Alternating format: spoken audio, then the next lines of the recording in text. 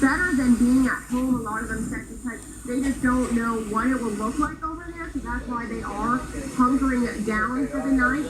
It will be a very long night, and it'll be very interesting to see what it looks like in the morning. It just got dark here within the last hour, so like I said, we're going to be here all night, so I'm interested to see what it's going to look like in the morning, but we will stay out here. Punta Gorda does not have no electricity. It's all pitch black.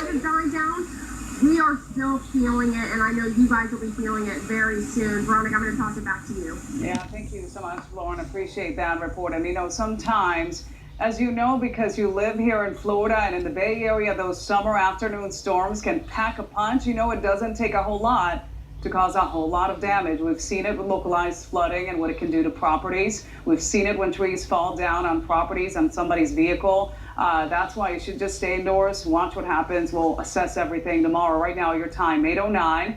Hurricane Irma continues getting closer by the hour to the Bay Area. Our meteorologists, Mike Clay and Brian McClure, have been watching it very closely and, of course, keeping you up to speed on the latest developments. And for us, one of the great ones is the fact that it's weakening, and right now it's still at a Category 2, right? It's you know what? Maybe not, and that's even better news, right? No. All right, I'll take that. I'll take that. Here's, you know, that's actually a great question, Veronica, and here's why. Do you want the technically correct answer from what the latest advisory was, or do you want our professional opinion? Give it to me real. Whatever real is, want to know what it is. Our professional opinion is it is definitely not a Category 2 hurricane any longer. Yeah. So it makes you breathe a little easier, yes. Doesn't it? Again, still a hurricane. Still a hurricane. And we all know those sustained winds are a problem. We transfix too much on those categories, but it's still a hurricane coming up across Central Florida, and there are people out there, and you know, Veronica, it's very difficult. It's going to be a challenge for you and for us for the rest of the night because so many people are going to be listening to us on the radio.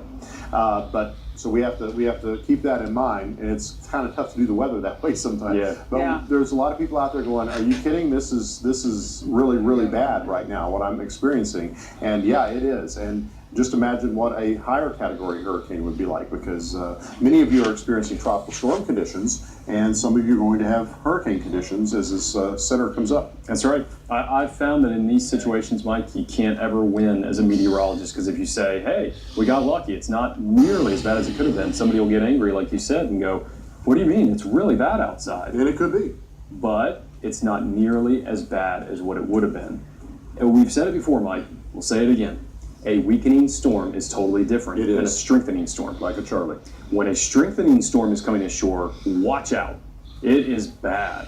When a storm is weakening coming to you, it's almost like it's just unraveling. Mm-hmm. So you get some strong rain bands, you get some strong wind gusts, but they're brief, they're temporary, and it's not sustained. And as I said, when this one became a Category 5, it's really difficult to maintain that. It somehow did for a number of days, but when it started to unravel, it really began to unravel. It's very difficult to keep that going. So the further north it went, the less favorable the climate was, the less favorable the upper level conditions were. And as on the satellite, it just looks like a mess right now. It does. But that core is still there. That core was once a Category 5 hurricane. It's not going to give up. It's going to keep fighting, and it's moving up across parts of Central Florida right now.